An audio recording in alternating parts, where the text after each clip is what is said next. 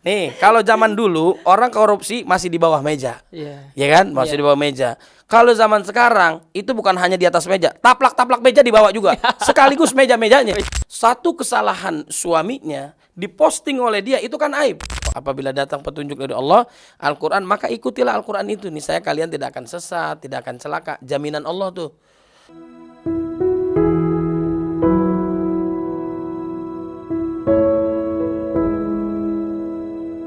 Dr. Kiai Haji Sayyid Kutub Eskom STHI MA MSI MPD Al-Hafiz. Ini dia bintang tamu kita. Assalamualaikum Ustadz Sayyid Kutub. Waalaikumsalam warahmatullahi wabarakatuh. Masya Allah, ini saya sampai terbata-bata menyebutkan nama dan gelar yang sangat panjang nih Ustadz. Sebelumnya terima kasih Ustadz sudah mau mampir di Al-Hikmah TV di podcast Beyond Al-Hikmah. Alhamdulillah. Nah, sehat Ustadz ya? Alhamdulillah. Ini apa kegiatan Ustadz sehari-hari nih ngomong-ngomong? Ya alhamdulillah, saya sehari-hari terus belajar, ya jangan pernah berhenti untuk belajar. Kemudian dalam dunia pendidikan saya mengajar. Selanjutnya juga saya sebagai dosen. Oke, dosen. Bahkan ngurusin dari TK sampai perguruan tinggi. Ya. Kemudian juga dalam dunia dakwah dari mimbar ke mimbar. Oke. Dari majlis taklim ke masjid, musola dan sebagainya. Kemudian juga ada pengabdian ke masyarakat. Saya selaku juga Ketua Dewan Kota Jakarta Selatan. Luar biasa. Tahan dulu tahan. Ini sebelum panjang teman-teman. Kita spill dulu, kita akan bahas apa. Ini beliau Ustadz Sayyid Kutub sangat dikenal di Jakarta, apalagi di Jaksel. Beliau sering ada di kita sebut aja Damai Indonesiaku, program yang sering ada di salah satu TV nasional, dan beliau terkenal dengan dakwahnya yang fresh, yang masuk ke anak-anak muda, yang memiliki salah satu gelar di selain gelar yang panjangnya itu Ustadz Milenial katanya saat dikenal sama anak-anak muda gitu. Jadi kita mau tahu dulu nih Ustadz, sebelum panjang lebar kita bahas soal Al-Qur'an. Gimana Ustadz kok bisa tadi saya sebutkan gelar Ustadz kok panjang banget gitu Ustadz. Itu ceritanya gimana bisa sepanjang itu? Nama saya tadi disebutkan biasa dikenal USK. Ya, Ustadz Sayyid Kutub. Nama panjang saya Sayyid Kutub Official. Jangan lupa follow, like, share, and subscribe. Bisa. Yang punya Instagram, Telegram, Kilogram semuanya follow. Siap, follow. Harus mudah-mudahan berkah. Jadi ada semangat kita belajar yang memang menjadi kewajiban kita. Minal mahdi ilal lahdi. Kemudian memudahkan langkah kita menuju surganya Allah Subhanahu wa taala. Wa man salaka tariqan yaltamisu fihi ilman sahalallahu lahu bihi tariqan ilal jannah. Kemudian lingkungan juga mempengaruhi kita.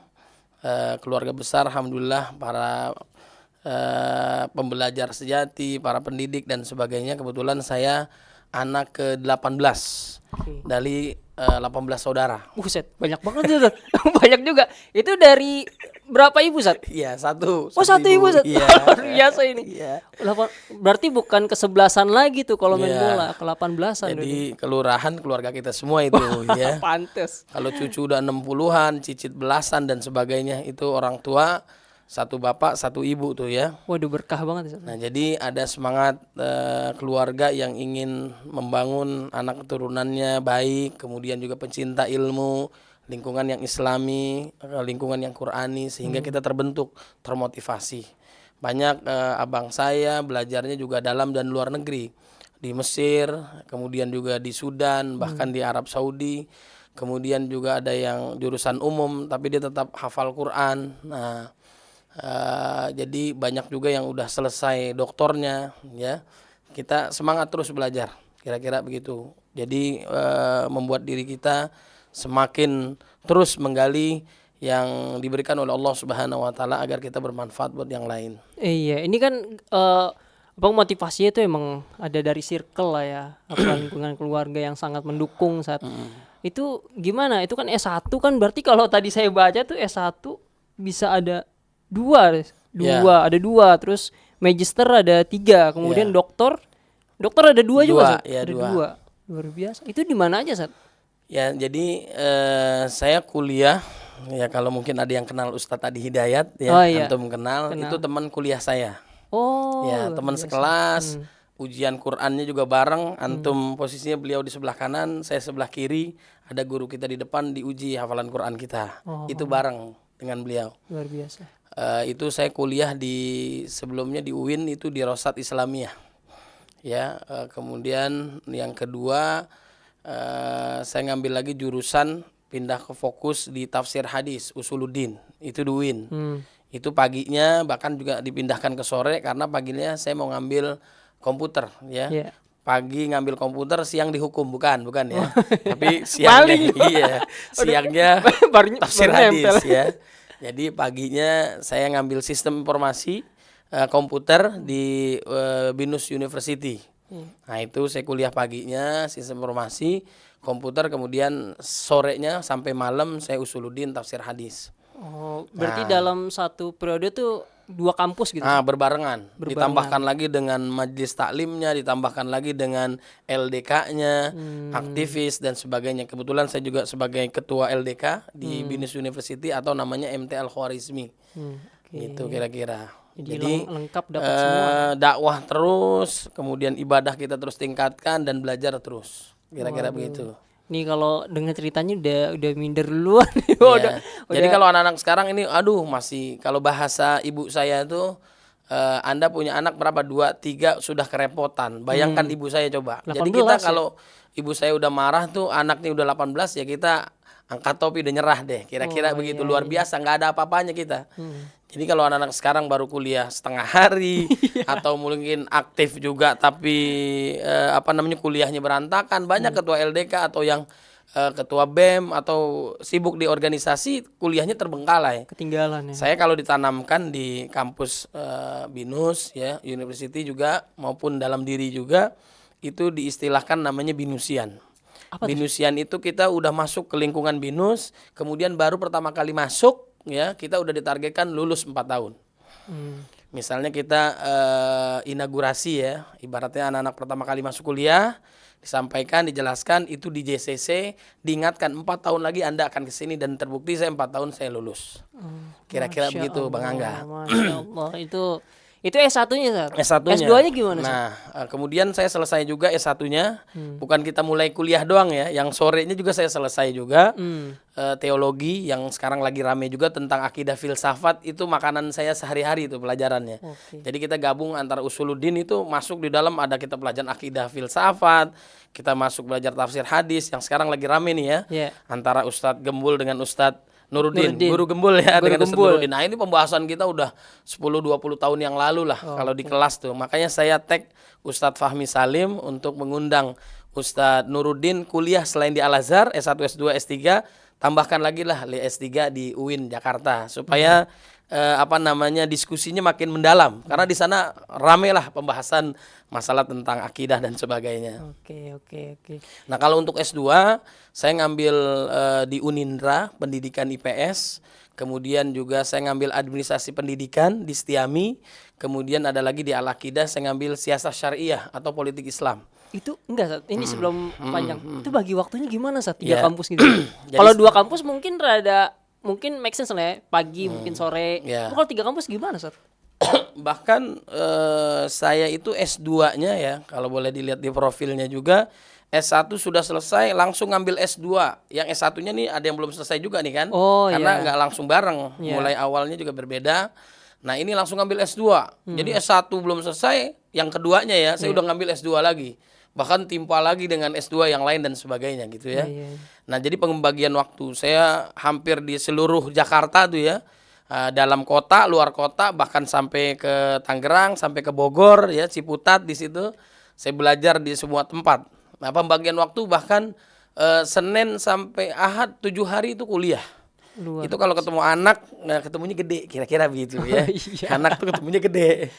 Jadi kita jarang ketemu anak, pagi siang sore kita terus belajar. Oke. S3-nya, Sat? Baik. Terakhir. Yang ada 2, Sat, S3-nya. Ya, saya ngambil S3 itu di UIK Ibnu Khaldun Bogor. Itu ngambil pendidikan Islam. Itu lebih dulu S3, kemudian di swasta, negerinya di UIN. Akreditasinya dulu A ya, luar biasa. di pasca sarjana, sekolah pasca sarjana ngambil syariah. Nah, itu saya ngambil syariah, itu juga berbarengan juga, udah ngambil S3, kemudian ngambil lagi S3, beda jurusan. Nah, ini pendidikan Islam satu lagi syariah. Dan alhamdulillah dua-duanya cum laude, ya kan? Alhamdulillah. Ini kita perlu diangkat, ini bukan dalam rangka sombong ya. Iya. Kenapa? Kalau saya ngisi di sebuah tempat atau kita nggak pernah dikenal orang, Anda ini siapa? Kalau ulama besar kita nggak usah pakai ditanya. Tapi kan kita harus mengenalkan diri. Iya. Kita sekolah di mana? Kalau saya ceramah di kantor sebuah tempat wilayah, karena kan dakwah saya di dalam kota, luar kota, keliling Indonesia, orang kan nggak kenal saya semua kan. Jadi kita berlatar belakang pendidikannya di mana dan sebagainya, ini perlu disampaikan. Jadi S3 saya cum laude, dua-duanya swasta dan negeri ya. Kemudian juga alhamdulillah saya paling muda saat itu. Nggak tahu sekarang kan banyak ya, lebih muda lagi. Saya usia 28 sudah selesai doktor. Berarti dokter Usia termuda gitu. 28 termuda. Oh, luar Termuda, biasa. 28 tahun. Ini ada 28 tahun baru belum lulus S1 Ustaz. Nikah juga belum. Ya? Aduh, Itu jangan ditanya dah. Kita urusan percintaan juga sukses. Wow, Boleh Masya diuji Allah. pertanyaan itu juga boleh juga. Kayak ngobrol Jadi lain menarik waktu soal tuh. itu Iya, menarik, Ustaz. Jauh lebih menarik gitu. Ya. Terus saya yang dibantai terus Ustaz. Iya. Jadi itu jauh lebih menarik, percintaan saya juga sukses. Banyak artis atau tokoh atau idola dia sukses dalam bidangnya dari percintaan bermasalah. Kalau saya sukses, mudah-mudahan percintaannya juga luar biasa gitu. Oke, Lor. Berarti nikah tuh masih kuliah? Saya nikah ya kuliah lah. Saya sampai 28 kan kuliah terus. Usia saya 24 nikah. Nikah 24. Usia 24. Istri 23 lah. Luar Ya, biasa. jadi gitu. Itu juga satu perjuangan. Oke. Satu kampus walaupun nggak boleh nikah satu kampus karena kebanyakan. Iya kira-kira. Iya. Ini apa kalau sama Ustadz Said ini apa harus benar-benar konsentrasi nih. Kadang mana candaan tuh kita baru nge beberapa detik kemudian itu kan. Ini agak unik. Ini ngomong-ngomong Ustadz, ini kan ada gelar juga Al-Hafiz gitu. Yang kita tahu itu adalah penghafal Al-Qur'an gitu Ustadz.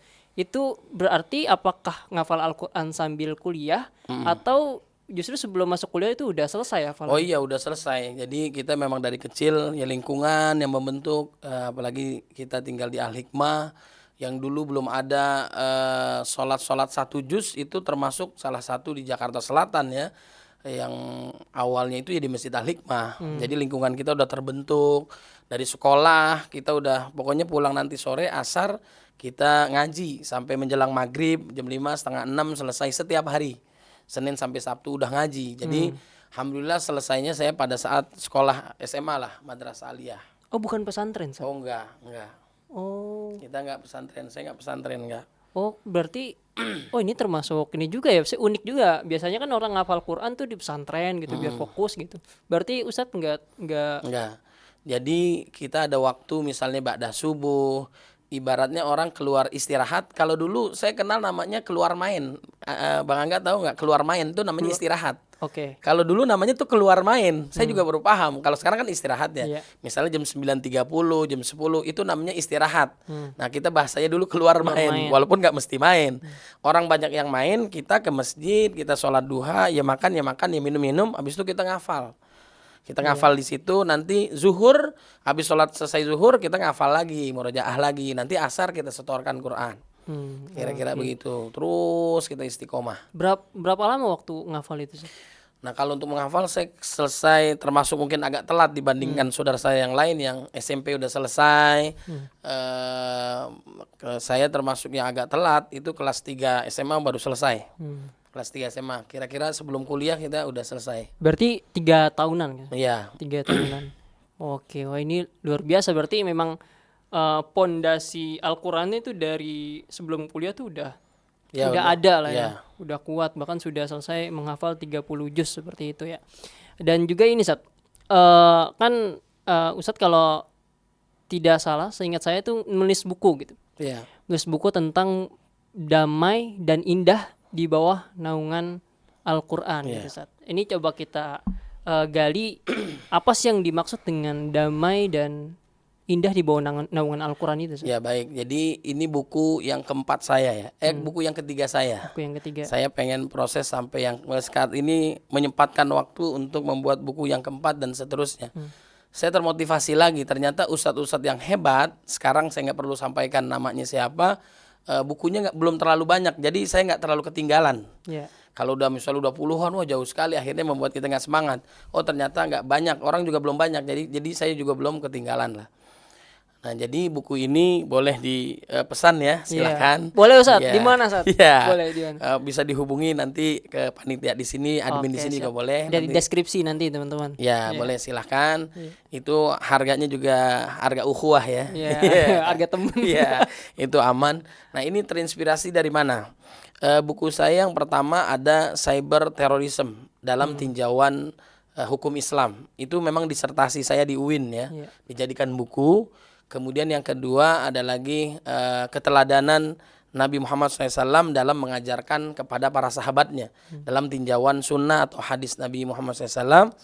Itu juga disertasi, udah dijadikan buku. Kemudian yang ketiga Damai dan Indah di Bawah Naungan Al-Quran. Alhamdulillah udah selesai. Nanti mau yang keempat. Ini terinspirasi dari mana? Jadi saya terinspirasi Syekh Ali Jaber Allahu Yarham.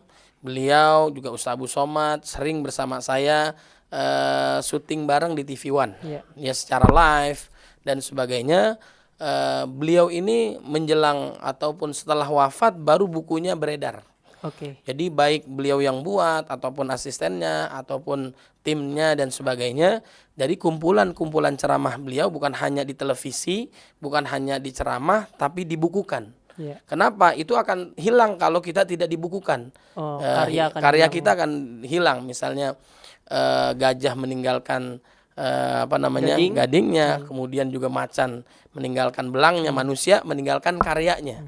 Jadi ulama-ulama besar dulu dia akan dikenal kalau bukunya masih ada sekarang, bahkan menjadi ilmun yuntafa'u bihi, pahala yang terus mengalir. Nah ini saya mengumpulkan dari ceramah-ceramah saya di TV ya, saya kumpulkan, saya tuliskan, videonya ada, kemudian juga saya tuliskan kira-kira masih 10 bab, masih ada nanti 20 bab berikutnya dan sebagainya supaya bermanfaat. Videonya ada, tulisannya juga ada, kalaupun saya wafat ini masih bisa dibaca orang, masih bisa bermanfaat, pahalanya terus mengalir kepada saya.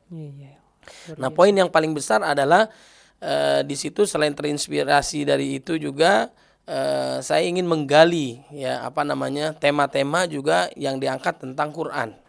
Sebagaimana pendahulu saya Said Qutb Asy-Syahid ya, yang memang asli beliau nih yang luar biasa. Ini juga namanya juga diambil dari sana. Seorang pejuang, seorang mujahid, seorang mufassir pada kondisi saat itu dulu ya, pergerakan luar biasa.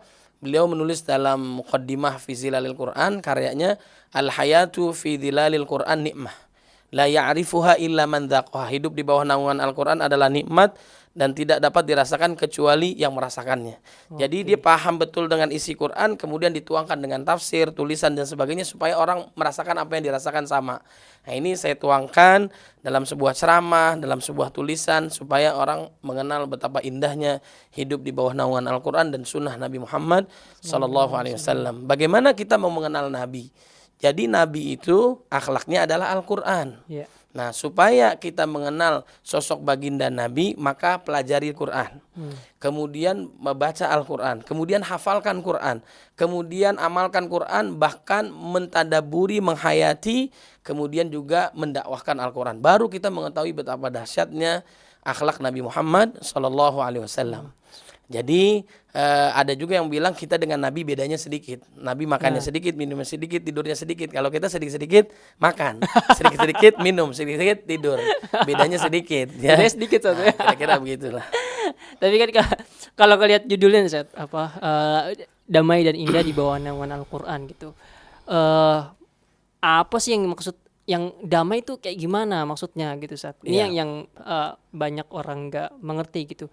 Apa yang dirasakan ketika kita baca Al-Quran atau beramal dengan Al-Quran, itu rasa damai seperti apa gitu yang didapatkan gitu. Baik, jadi kita itu kalau menjadi orang beriman, jadikan Allah sebagai tujuan kita. Allahu ghayatuna illa ibtigha'a wajhi rabbil a'la wa la sawfa yarda wa ma umiru illa liya'budullaha mukhlishina lahuddin. Niat kita semua yang kita lakukan, inna salati wa nusuki wa mahyaya wa mati lillahi rabbil alamin. Harus tahu tujuan kita Allah Subhanahu wa taala. Kemudian yang kedua, Rasul sebagai teladan bukan teladan kita ya. Kalau kita kan teladan telat datang pulang duluan. Nah, beda tuh. Bisa. Yeah. Jadi Nabi sebagai qudwatuna uswatuna laqad kana lakum fi Rasulillahi uswatun hasanah. Kemudian Al-Qur'an sebagai dusturuna, pedoman hidup kita. Jadi sebelum kita melangkah, ini Qur'an adalah pedoman kita. Kata Allah Subhanahu wa taala dijelaskan dalam Qur'an, fa imma ya'tiyannakum minni huda famanittaba hudaya fala yadhillu wa la yashqa. Apabila datang petunjuk dari Allah, Al-Qur'an, maka ikutilah Al-Qur'an itu. Niscaya kalian tidak akan sesat, tidak akan celaka. Jaminan Allah tuh. Nah, kemudian yang kedua, kata baginda Nabi, laqad taraktu fikum amrayni lan tadillu abada ma tamassaktum bihima. Kitaballahi wa sunnata rasulih. Aku wasiatkan kepada kalian dua hal manakala kalian memegangnya tidak akan sesat selama-lamanya. Pertama adalah Quran, kitabullah. Kedua, sunnah hadis Nabi Muhammad sallallahu alaihi wasallam. Jadi, Al-Qur'an Allah Subhanahu wa taala turunkan penuh dengan keberkahan. Kitabun anzalnahu ilaika mubarakun liyadabbaru ayatihi wa liyatadzakkaru ulul albab. Al-Qur'an diturunkan oleh Allah berangsur-angsur atau sekaligus yang kita tahu. Berangsur-angsur. Nah, itu kebanyakan kita. Aslinya Al-Qur'an itu diturunkan oleh Allah semuanya. Nah, semuanya, namanya bedanya antara Lailatul Qadar dengan nuzul Quran, bedanya di mana? Nah, Lailatul Qadar Allah turunkan Al-Qur'an sekaligus. Inna nahnu nazzalna dzikra wa inna lahu lahafizun. Bal huwa Qur'anum Majid fi lauhim mahfuz, dari lauhil mahfuz ke langit dunia semuanya. 30 juz, 114 surat, 6.336 ayat ya. Nah, itu istimewa sekaligus. Jadi Allah bahkan tahu sebelum diciptakan bumi 50.000 tahun sebelumnya, Allah tahu apa yang akan terjadi. Bahkan di usia kita 120 hari atau 4 bulan di kandungan orang tua kita, Allah sudah tentukan ajalnya, warizkihi, rezekinya, syakiyun au sa'idun, susah senangnya. Dan ma asaba min musibatin illa biidznillah, ma asaba min musibatin fil ardi wala fi anfusikum illa fi kitabim min qabli an nabraha. Inna dzalika 'ala Allah yasir. Setiap musibah, setiap kematian sudah ditentukan oleh Allah. Tinggal kita ikhtiar, taat pada Allah, jauhi maksiat, insyaallah husnul khotimah. Nah, itu ya. Jadi runtutannya adalah sekaligus, kemudian baru berangsur-angsur. Dari malaikat Jibril alaihissalam kepada Nabi, inna nahnu nazzalna 'alaikal qur'ana tanzila, 23 tahun, 13 tahun di Makkah, 10 tahun di Madinah. Nah, itu baru berangsur-angsur. Itu namanya nuzulul Quran. Yang diketahui oleh orang 17 Ramadan dan sebagainya. Nah, Quran ini penuh dengan keberkahan. Siapa yang berdekatan dengan Quran, maka dia akan mendapatkan keberkahan dari Allah Subhanahu wa taala.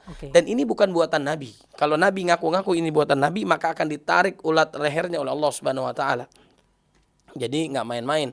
Itulah diantara hikmahnya kenapa Nabi ummi. Ya, tidak bisa baca, tidak bisa nulis. Kenapa? Karena memang ini Al-Quran datangnya benar-benar dari Allah Subhanahu wa ta'ala. Maka keberkahannya apa? Malaikat Jibril menjadi sayyidul malaikah, penghulunya para malaikat, ya, rajanya para malaikat, mulia dia.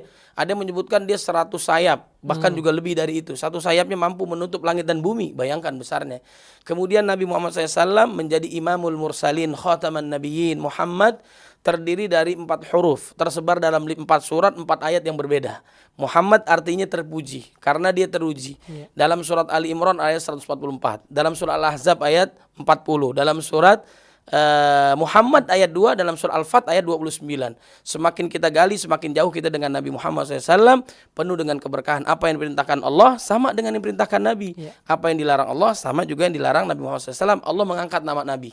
Wa rafa'na laka dzikrok. Apa-apa yang sudah Allah angkat, tidak ada satupun makhluk yang bisa merendahkan Nabi Muhammad SAW. Dijadikan dia teladan untuk kita semua. Itulah keistimewaan Nabi. Kemudian Al-Quran ini diberikan kepada sebuah kota, berubahlah kota itu menjadi kota yang sangat mulia. Namanya Mekah Al-Mukarramah, Madinah Al-Munawwarah. Sekali sholat 100.000 pahalanya. Kalau kita 10 hari, seminggu, lebih dari itu misalnya, sebulan, apalagi pada saat Lailatul Qadar, pahalanya luar biasa. Pulang ke Indonesia, hitung-hitung lagi, nggak usah sholat lagi. Ya. Enggak lah, tetap kita sholat. Matematis banget ya. Ya, Madinah juga penuh dengan keberkahan, cahaya Allah Subhanahu wa taala, cahaya Quran, cahaya Nabi. Kemudian juga diberikan kepada sebuah bulan, satu-satunya bulan disebutkan Ramadan. Syahrul Ramadan alladzi unzila fihil Qur'an hudal linnas. Kalau bulan Ramadan dibuka pintu surga, ditutup pintu neraka, dibelenggunya para setan, suasana juga religi. Kemudian musik menjadi Islami, ya kan? Kemudian apalagi yang luar biasa? Kalau di bulan Ramadan kita melihat kecoa ibarat kurma ajwa. Seperti kita lihat bensin seperti marjan. Nah, ini bukan endorse nih ya. Nada musikal paling indah adalah azan maghrib. Azan yang lain jarang didengar. Ya. Itu keberkahan Ramadan yang luar biasa. Kemudian Al-Quran ini diberikan kepada sebuah hari menjadi hari yang istimewa, namanya hari Jumat, penuh dengan keberkahan Allah. Kemudian diberikan kepada sebuah malam, berubah malam itu menjadi malam kemuliaan Lailatul Qadar, khairum min alfi syahr, 84 tahun plus 3 bulan atau 1000 bulan. Salat malam, salat tarawih, infak sedekah, lalu kita wafat dihitung 1000 bulan, dikalikan, itu istimewa. Kemudian kalau Quran ini diberikan kepada keluarga ataupun umat menjadi umat yang terbaik. Kuntum khaira ummah ukhrijat linnas ta'muruna bil ma'ruf wa tanhauna 'anil munkar wa tu'minuna billah. Kemudian kalau Quran ini diberikan kepada keluarga, kepada seorang individu, jadilah di keluarga Allah di muka bumi. Inna lillahi min ahlina minan nas hum ya Rasulullah hum ahlul Quran wa khasatuk. Jadi sungguhnya Allah mempunyai keluarga di dunia. Keluarganya Allah, siapakah ya Rasul? Mereka adalah ahlul Quran dan hamba pilihan Allah Subhanahu wa taala. Siapa di ahlul Quran? Dia adalah orang yang senantiasa berdekatan, berinteraksi dengan Al-Quran. Mudah-mudahan kita termasuk generasi Qurani. Itulah baru kita mendapatkan ketenangan hidup. Damainya di situ guys. Luar ini biasa. panjang banget penjelasan di untuk itu satu juga pertanyaan. sekilas itu. Sekilas ya, belum kita dalamkan lagi tapi satu-satu. itu panjang banget Mulai dari gimana Allah nurunin Al-Quran kemudian turun sampai harusnya kita terkagum-kagum dengan Quran. Itu. Masalahnya kita nggak paham. Ya kan? Iya. Jadi orang wafat baru dibacain Quran. Ya harusnya di saat hidup dia baca Quran. Mencium orang tua saat orang tuanya udah wafat, ya kan? Akhirnya orang tuanya bangun. Kamu kemana aja kemarin? Ya. Ciumlah saat dia masih hidup. Bacalah Quran selama kita masih hidup. Kira-kira begitu. Masya Allah luar biasa. Berarti yang dimaksud damai itu saat ini luar biasa nih, saya sampai bingung nih mau apa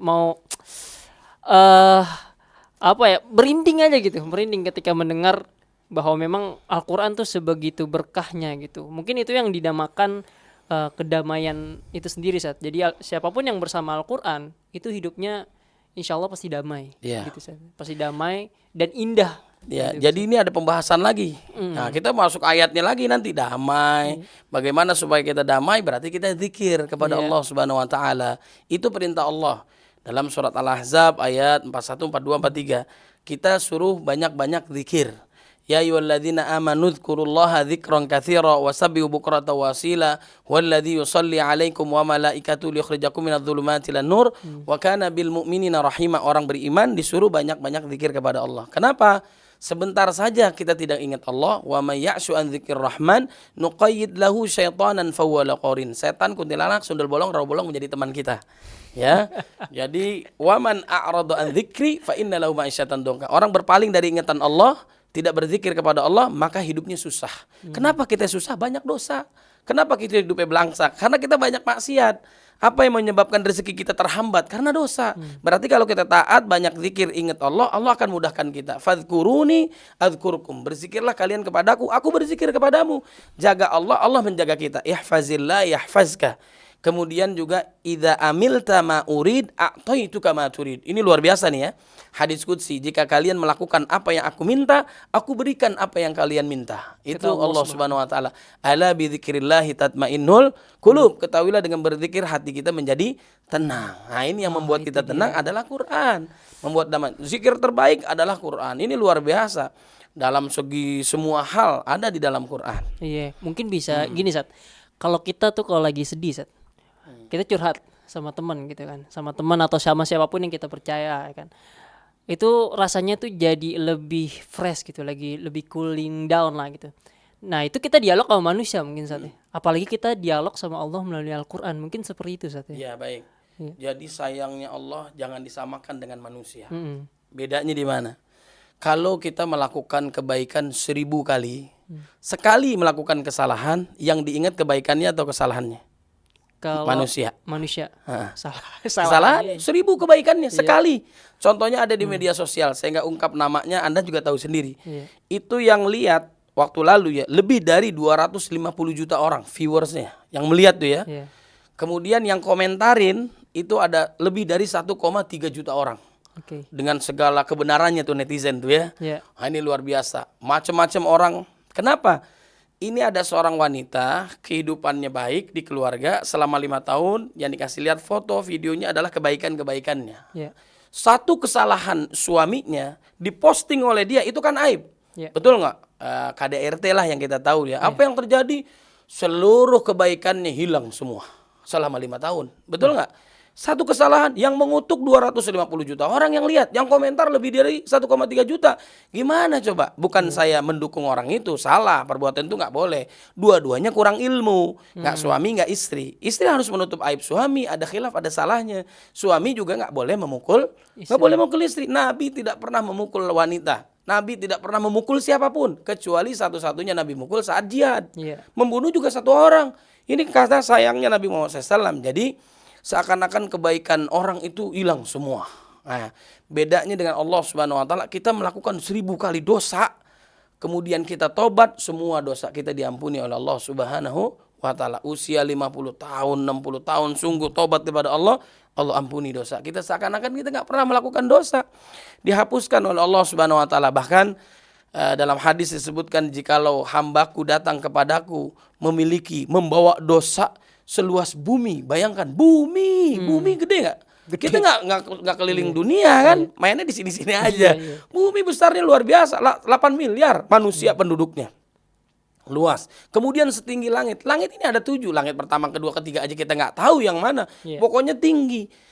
Kemudian dia kata Allah, wala ubali, saya nggak peduli dengan dosanya, asalkan dia tobat, beriman kepada Allah, tidak mempersekutukan Allah, dosanya diampuni oleh Allah Subhanahu wa taala. Itu hilang semua. Ini luar biasa.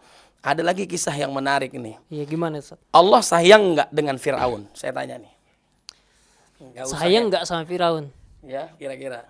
Tapi kalau nggak sayang, Allah nggak mungkin ciptain Firaun. Apa gimana ya? Baik. Gimana, Ustaz? Ya, kan Firaun bejatnya manusia. Iya, ngaku yang setan Tuhan. iblis aja bingung, ya kan? Saya hidup dari zaman dulu sampai akhir zaman nggak pernah ngaku Tuhan. Anak kemarin sore ngaku Tuhan. Betul nggak? Iblis nggak pernah. Faqala ana rabbukumul a'la. Kemudian yudzabbihuna abna'akum wa yastahyuna nisa'akum, menyembelih laki-laki, membiarkan wanita. Masih bayi lahir diketahuan jenis kelaminnya laki-laki, langsung disembelih karena khawatir dengan kekuasaannya. Nah, itu dulu belum ada USG.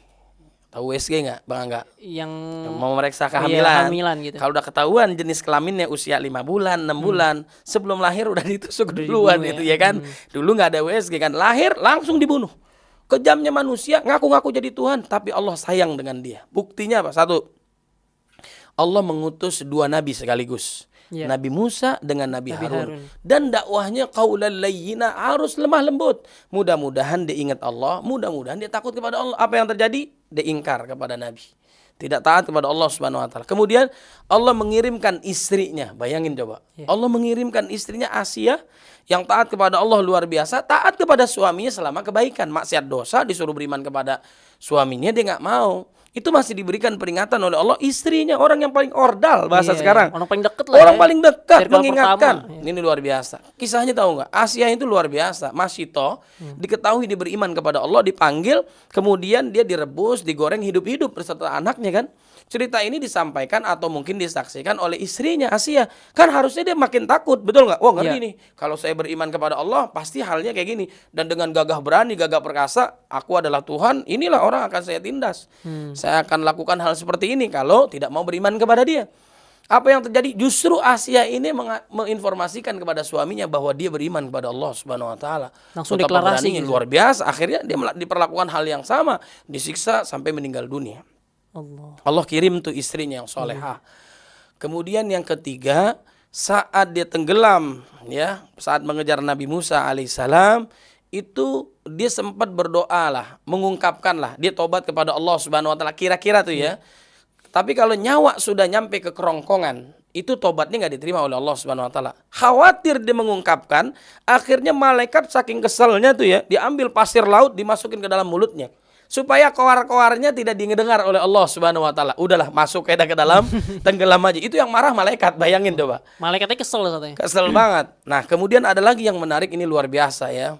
Nabi Musa alaihissalam dipanggil oleh Fir'aun. Fir'aun itu karena dia mempersekutukan Allah, ya, membenci para nabi dan sebagainya. Apa yang terjadi? Allah siksa dia lewat dalam. Sakitnya itu di sini.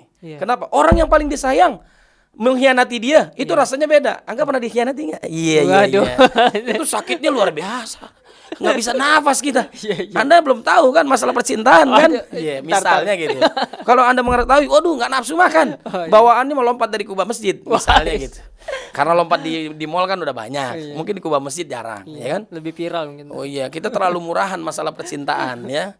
Nah, kemudian siapa lagi yang mengkhianati dia? Orang yang dirawat dari bayi. Siapa? Nabi Musa. Nabi Musa. Mengkhianati dia, wah lebih sakit lagi. Kemudian dia memanggil Musa untuk ditolong dirinya. Tolong aku Musa, dipanggil Musa. Itu berkali-kali Nabi Musa biarkan lalu dia tenggelam. Kata Allah Subhanahu wa taala, Musa kamu tahu nggak? Fir'aun ini ya, dia meminta bantuan kepada kamu, memanggil kamu 70 kali. Bayangin coba. 70 kali, Musa, Musa tolongkan aku, tolong aku. Luar biasa Nabi Musa membiarkan. Seandainya, kata Allah nih, seandainya Fir'aun ya memanggil Allah Subhanahu wa taala, minta pertolongan Allah sekali aja, Allah langsung tolong. Luar biasa betapa sayangnya Allah, apalagi kita orang beriman kepada Allah Subhanahu wa taala. Iya, bukan Firaun kita kan. Bukan. Makanya Anda jangan sok tahu nih wanita-wanita yang nggak sabaran menghadapi suami. Suami Anda kan bukan Firaun. Oh, iya. Betul nggak? Istrinya masuk surga. Istri Anda kan bukan istrinya Nabi Lut, bukan istrinya Nabi Nuh alaihissalam kan? Ya, intinya kita rugi banget kalau nggak masuk surga. Padahal suaminya bukan Firaun. Kira-kira begitu. Wah, luar biasa ini. Dahsyat itu. Dahsyat luar biasa ini Sat. Jadi emang ini jadi lupa tadi ngobrol apa. Kok bisa ke Firaun? Iya. Bisa ke Firaun. Iya, luar biasa. Betapa sayangnya Allah Subhanahu wa taala kepada hambanya. Luar biasa. Begitu. Jadi memang apa ya? Kembali lagi ke Al-Qur'an, Sat. Al-Quran tuh memang tadi yang disebutkan Ustadz memang membawa keberkahan, dan kalau mau damai ya dekat dengan Al-Quran gitu, dan kalau mau indah hidupnya ya dekat dengan Al-Quran. Tapi nih Ustadz, zaman sekarang ada istilah generasi sandwich ya kan, generasi strawberry gitu yang apa ya, yang unyu-unyu ya, dikatakan dalam tanda kutip lemah gitu. Ini kan artinya mengindikasikan ada stigma negatif untuk generasi muda saat ini tuh, generasi yang lemah gitu, generasi yang gampang galau, depresi gitu. Artinya hidupnya nggak damai Ustaz, gitu. Ini gimana pandangan Ustadz terkait fenomena ini Ustaz? Ya, jadi itu pemuda murahan ya, saya bilang ya. Jadi kita memang harus kuat. Contoh-contoh teladan itu udah banyak. Kenapa Amerika itu banyak membuat film? Aktor-aktor ataupun pahlawan-pahlawan Amerika, superhero apa aja banyak kan? Banyak banget. Ya, Iron Man, ya, Superman dan sebagainya. Kenapa dia menyebutkan pahlawan-pahlawan mereka dalam film-film mereka? Karena mereka tidak punya pahlawan sesungguhnya. Krisis teladan. Nah, nggak ada dia. Makanya dia buat rakitan itu. Kalau kita teladannya luar biasa. Dari Nabi Muhammad SAW, para nabi dan rasul, para sahabat, mujahidin sampai sekarang. Ini Imamul Mujahid, siapa yang nggak kenal, Yahya Sinwar. Ini luar biasa, rahimahullah, gagah berani. Ini luar biasa. Kenapa? Kalau di terbaik zaman sekarang nih ya, dari anak-anak, dari remajanya, dewasanya sampai tuanya, itu paling hebat di Gaza, Palestina. Ujian yang paling berat di Gaza, Palestina.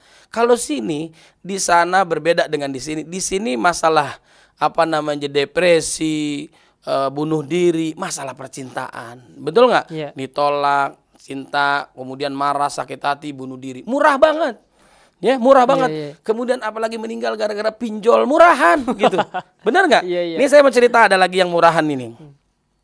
Ada seorang penjaga minimarket wanita nih, kemudian dia butuh uang kan, tiba-tiba rezeki nomplok dianggap. Mungkin kalau antum dapat mungkin melakukan hal yang sama. Mungkin. Kenapa dia dapat? Anda dapat 3 juta nih, girang banget. Mungkin ini rezeki, lagi susah. Tapi syaratnya Anda harus kirimkan dulu uang mungkin 2 juta dan sebagainya. Kan ada kayak gitu kan ya, promo atau dia karena hawa nafsu dianggap ini rezeki nomplok dan sebagainya. Nggak semua orang tidak tertipu, tapi mungkin kebanyakan orang banyak yang ketipu kan. Banyak yang ketipu kayak gitu. Akhirnya diikuti, dia nggak punya uang, maksakan diri minjem di kantornya, di minimarketnya minjem mungkin 2 juta dan sebagainya, dipenuhi, dikirim, ternyata dia baru paham dia dibohongin. Akhirnya stres dong dia, ganti nggak bisa, cerita ke suaminya takut dimarahin, apa yang terjadi? Bunuh diri. Aduh. Murahan banget, masih 2 juta. Ada orang ribuan triliun korupsi, dia nggak bunuh diri sampai sekarang. Bener gak? Iya, bener gak? Nih, kalau zaman dulu orang korupsi masih di bawah meja. Iya. Ya kan? Masih di bawah meja. Kalau zaman sekarang itu bukan hanya di atas meja, taplak-taplak meja dibawa juga. Sekaligus meja-mejanya. Udah nggak tahu malu zaman sekarang. Bener nggak? Maksudnya beda dengan kualitas di Gaza Palestina. Coba kita lihat anak-anaknya para penghafal Quran. 1000 penghafal Quran. Ini luar biasa. Anak-anak kecil sekali duduk hafal Quran. Maksudnya bukan sekali duduk. Dia bisa baca Quran 30 juz. Kalau kita kan sama khatam Quran itu trikul, ya kan? Al-Ikhlas itu sepertiga Quran, 3 kali ngulang khatam Quran, ya kan?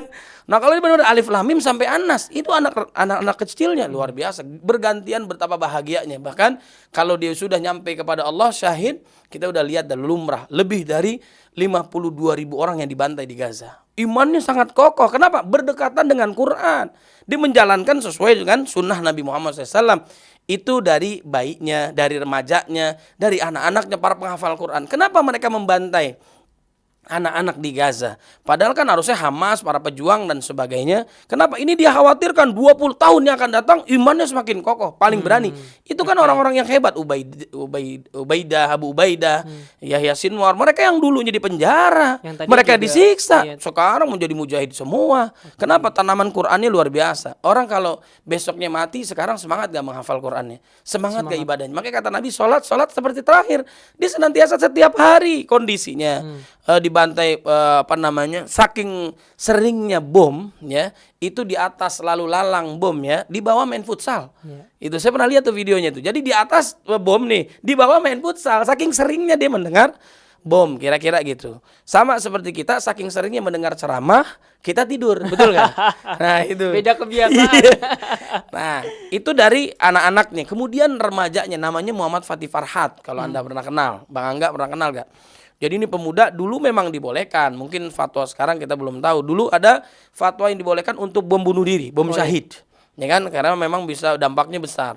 Dia salaman, ada videonya dulu. Dia salaman sama orang tuanya, minta restunya. Dia keliling ke kampungnya. Oh videonya itu nangis saya dulu lihat. Kemudian ya keesokan harinya dia membomkan dirinya. Ya di jalan Allah Subhanahu Wa Taala. Seorang wanita, seorang suami baru nikah, langsung panggilan jihad. Bayangkan coba. Suaminya wafat, istrinya gak lama wafat, jadi dia bulan madunya di surganya Allah Subhanahu Wa Taala. Itu kan bukan masalah percintaan yang murahan. Kita depresi gila bunuh diri murahan banget ya. Pinjol, kemudian judi online, ya kan? Game online ini murahan. Kalau di sana udah lewat, udah hatam masalah itu. Kemudian pemimpinnya lagi, Syekh Ahmad Yasin, ya kan? Ini luar biasa. Bahasanya itu ada yang pernah bilang seorang pejabat bahwa kira-kira dikumpulkan para dokter spesialis, kira-kira 3 hari lagi beliau akan wafat. Divonis lah kira-kira. Tapi apa yang terjadi kan kalau gitu mungkin dikagetin juga orang tua bisa meninggal, ya kan? Dan sebagainya. Udah 3 hari dia akan wafat dengan sendirinya. Tapi apa yang terjadi? Dihajar dengan apa aja. Habis sholat subuh dihajar dengan apa aja, helikopter. Ini luar biasa. Penggantinya Abdul Aziz Ar-Rantisi, seorang dokter. Saya lebih memilih wafatnya kena apa aja ketimbang penyakit jantung, kemudian cancer dan sebagainya. Sama juga Yahya Sinwar sekarang dia lebih meminta dibunuhnya itu dengan dengan roket, dengan yang lain, syahid di jalan Allah Subhanahu Wa Taala. Jadi dari bawah sampai atas itu luar biasa istimewa. Makanya nanti kita di padang mahsyar hari kiamat, kita iri yang diuji oleh Allah dengan ujian yang biasa kepada mereka yang diuji oleh Allah dengan ujian yang sangat dahsyat. Kita pengen hidup lagi di dunia, menggunting kulit-kulit kita agar kita merasakan seperti orang-orang diuji oleh Allah Subhanahu Wa Taala, pahalanya luar biasa. Orang yang sabar pahalanya tanpa batas. Itu istimewa dia. Untuk di sini saat generasi yang lemah tadi, yang depresi gitu kan. Mungkin kalau berkaca sama anak-anak muda di Gaza, mereka dekat dengan Al-Quran gitu setiap harinya. Mungkin apakah memang generasi muda ini jauh dari sumber kebaikan ini, Al-Quran ini yang mendatangkan sebab kedamaian ini? Apa gimana? Baik, jadi ada teladan di dalam Quran namanya Abul Anbiya atau Nabi Ibrahim alaihissalam, bapaknya para nabi dan rasul, bagaimana dia membentuk generasi Qurani. Generasi cinta Allah Subhanahu Wa Taala Yang pertama adalah tanamkan tauhid, keimanan kepada Allah Subhanahu wa taala. Nabi dan Rasul, Nabi menanamkan 13 tahun di Mekah tentang tauhid. Iya. Keimanan, ketakwaan kepada Allah Subhanahu wa taala, muamalah dan sebagainya baru di Madinah. Iya. Tanamkan keimanan, ketakwaan, tauhid, beriman kepada Allah Subhanahu wa taala, ya kan? Kemudian yang kedua, cari lingkungan yang bagus. Oke. Pendidikan yang bagus. Rabbana inni askantu min dzurriyyati biwadin ghairi dzi zar'in inda baitikal muharram. Jadi tanamkan keimanan, ketakwaan, tauhid kepada Allah, kemudian cari lingkungan yang bagus. Iya. Jadi lingkungan Qur'ani, jangan mimpi di siang bolong pengen anaknya hafal Quran, cinta sunnah Nabi, tapi disekolahkannya bukan tempat Islami, disekolahkannya di tempat bukan Islam. Jadi gimana dia hafal Quran, cinta Nabi, sedangkan dia jauh dari Allah Subhanahu wa taala. Jadi lingkungan yang bagus. Contohnya gini, Anda kenal Al Eldul gak? Yang anak Ahmad Mirip-mirip Dhani. antum lah gitu ya. Ya, beda nasib doang ya. Al Eldul dia rata-rata pencinta musik. Kenapa? Iya. Bapak ibunya musisi. Dan latihan jago semua dalam musik. Iya, emang Nah, circle-nya emang pemusik. nah, gitu. kira-kira begitu. Kemudian Anda kenal yang namanya siapa namanya, Deddy Kobuzer misalnya. Ya kan, diajarkan anaknya untuk menjadi sehat, kuat ya. Seperti ayahnya. Nah, itu terbentuknya kayak gitu. Ada juga orang yang hobinya main game. 8 jam latihan game. Mungkin tadi yang main musik 8 jam seharinya. Iya. Dijago memain gamenya 8 jam, mendapatkan miliaran. Saya pernah lihat di podcast ya. Nah, itu diberikan kebebasan untuk dia belajar online, game online. Gamer sejati. Kemudian ada lagi misalnya itu Cristiano Ronaldo. Iya. Ya kan? Cristiano Ronaldo anaknya diajarkan main bola dan fokus. Nggak boleh main media sosial sebelumnya. Nggak boleh main gadget dan sebagainya. Dia fokus. Jadi tergantung orang tuanya. Kullu mauludin yuladu alal fitrah. Semua lahir dalam keadaan fitrah. Yang menyebabkan di Yahudi, Nasrani, Majusi adalah orang tuanya. Iya. Termasuk kalau saya tambahkan tuh lingkungannya. Nah, ada juga si Musa, Ahmad, Kamil. Anda pernah kenal para penghafal Quran? Najah. Itu luar biasa. Dia para penghafal Quran. Najah apalagi pernah datang ke tempat saya, ke rumah saya. Saya dua kali panggung dengan beliau. Ini luar biasa. Beliau usianya mungkin sekarang 14-15 tahun. Dalam kondisi lumpuh otak. Tidak bisa bergerak tangan dengan baik. Tidak bisa berdiri. Tidak bisa baca. Tidak bisa nulis. Tapi dia hafal Quran dalam waktu 10 bulan. Dan hafalannya luar biasa, hafal ayatnya, halamannya, posisinya dan sebagainya. Bahkan dia hafal terjemahan Quran. Kenapa? Di balik kehebatan beliau ada orang tuanya, ada gurunya dan sebagainya. Keinginan yang sangat kuat, lingkungannya yang Ada membentuk itu. circle-nya satu. Ternyata dia mendengarkan lama, kayak Musa dulu yang 29 juz, 30 juz, 8 jam berinteraksi dengan Quran. Kita baru 8 menit udah nguap, betul nggak? Udah ngantuk, nunduk, ya kan? Dia lama. Ternyata yang main bola lama latihannya, yang musik mainnya. Anda mau yang mana? Mau yang hafal Quran? Dia tiap hari interaksi sama Qurannya lama. Najah tuh ibunya pernah datang ke rumah saya juga, almarhumah. Bahkan kata Abi Amir, bahkan juga kata Ustaz Abu Somad, Allah mengirimkan ibundanya itu melahirkan, merawat, mendidik, menjadi hafal Quran luar biasa sampai sekarang, bahkan ribuan hadis. Setelah itu dipanggil oleh Allah Subhanahu wa taala, selesai. Tugasnya selesai, anaknya menjadi istimewa sekarang. Ini terkagum-kagum kita dengan dia. Luar biasa mukjizat yang Allah berikan kepada dia. Ini sungguh luar biasa. Intinya adalah tergantung kita maunya bagaimana. Oke. Anak ikuti orang Jadi, tuanya, lingkungannya. Kalau misalkan apa yang tadi Ustadz katakan, itu kan tergantung circle, Iya. gitu kan. Kalau respon kita terhadap masalah gitu kan, kemudian kita jadi depresi, itu tergantung bagaimana didikan kita di awal sama orang tua dan circle kita lah gitu, lingkungan kita. Tapi banyak yang anak yang depresi itu memang tidak mempunyai circle yang dari awal tuh baik gitu. Itu gimana Sat? Apakah ada solusi dari Al-Quran sendiri itu? Ya, ini bagaimana? bukan pengalaman hidup kan ya? Wah, Ya. itu Nggak usah dijawab ya. Iya, kan. Biarin saya sampaikan. Siap. Jadi kondisi Nabi juga dalam kondisi apa coba? Nabi. Oh iya. Kondisinya kan orang menyembah berhala, orang maksiat dan dosa. Nggak dapat kasih Jadi sayang sering Bapak kita juga ya? mendengarkan itu kalau ceramah-ceramah, may yahdillah fala mudhillalah wa may yudlil fala hadiyalah. Jadi kalau orang menginginkan kita maksiat dan dosa, Allah masih jaga kita, siapapun nggak ada yang bisa menyesatkan kita. Walaupun kita hidup di zaman Nabi, Allah nggak kasih hidayah, nggak bisa. Oh enaknya di zaman Nabi kita udah pasti masuk surga, hidayah Allah pasti dikasih. Siapa bilang? Jangan-jangan Anda kalau hidup di zaman Nabi jadi Abu Jahal lagi, ya, Abu Lahab lagi, Abu Duda lagi dan sebagainya. Misal. Bukan Abu Janda tuh. Enggak, dia udah jadi pejabat dia tuh. Ya. Nah misalnya gitu, kita nggak tahu. Nah apa yang terjadi? Pamannya Nabi yang mencintai melebihi cintanya kepada anaknya, ponakannya lebih disayang. Abu Thalib sayang banget dengan Nabi, senantiasa membela Nabi. Kurang apa coba? Di akhir kehidupannya suul khotimah, Kata Allah, innaka la tahdi man ahbabta walakinnallaha yahdi man yasha. Allah yang memberikan hidayah, bukan nabi. Jadi intinya hidayah kita jemput, kalaupun itu udah Allah yang jaga. Ya, jadi Allah jaga. Ada di tempat orang yang maksiat akan lahir pemimpin yang baik, orang yang soleh dan sebagainya. Intinya kita terus berusaha. Bahkan orang banyak ustadz kita, guru besar kita yang dulunya bukan Islam kan, penuh dengan perjuangan. Sekarang lebih jago daripada orang Islam sendiri. Iya betul, banyak. Ya ada orang Islam malah KTP-nya Islam, kagak pernah ke masjid. Jadi yang masuk surga KTP-nya bukan orangnya. Kira-kira begitu. Masya Allah, luar biasa Ustadz Said Kutub. Terima kasih Ustadz, ini luar biasa insight yang telah diberikan nih. Kalau ngobrol sama Ustadz Said nih, kalau kagak diwaktuin nih bisa sampai ketemu subuh nih kan, ntar ngobrol tentang akhirat, akhir zaman dan lain sebagainya. Ini luar biasa Ustadz. Sekali lagi terima kasih banyak Ustadz. Ini sebenarnya pengen ngobrol banyak Ustadz, cuman waktu agak terbatas nih. Mungkin lain kali bisa kita ngobrol tentang hal yang lain Ustadz sama Ustadz, biar pemirsa nih dapat insight dan manfaat yang lebih luas. Jadi saya juga belajar dari Al-Imam Syahid Hasan Al-Banna rahimahullah. Beliau tuh kalau dalam dakwah di kafe-kafe itu tidak menyelesaikan ceramahnya. Oh iya. Kira-kira ngobrol kayak gini, kayak podcast. Oh iya. Jadi tiba-tiba lagi sayang-sayangnya ditinggalin. Oh iya. Jadi besoknya orang manggil lagi, datang lagi dan sebagainya. Itulah podcast kita sore ini. Oke, luar biasa. Jadi menarik ya. Ini klimaksnya luar biasa ya teman-teman. Nanti kita akan ketemu insyaallah sama Ustadz Said Kutub di lain waktu. Terima kasih Ustadz. Ya, siap. Jazakallah khairan. Assalamualaikum warahmatullahi wabarakatuh. Waalaikumsalam warahmatullahi wabarakatuh. Menjadi lembaga terpercaya adalah visi Laznas Mandiri Amal Insani. Terpercaya dalam pengelolaan dana sosial Islam di lingkungan Bank Mandiri dan masyarakat. Laznas Mandiri Amal Insani berkomitmen untuk terus melakukan inovasi dan kolaborasi dalam mewujudkan kebermanfaatan zakat yang lebih luas.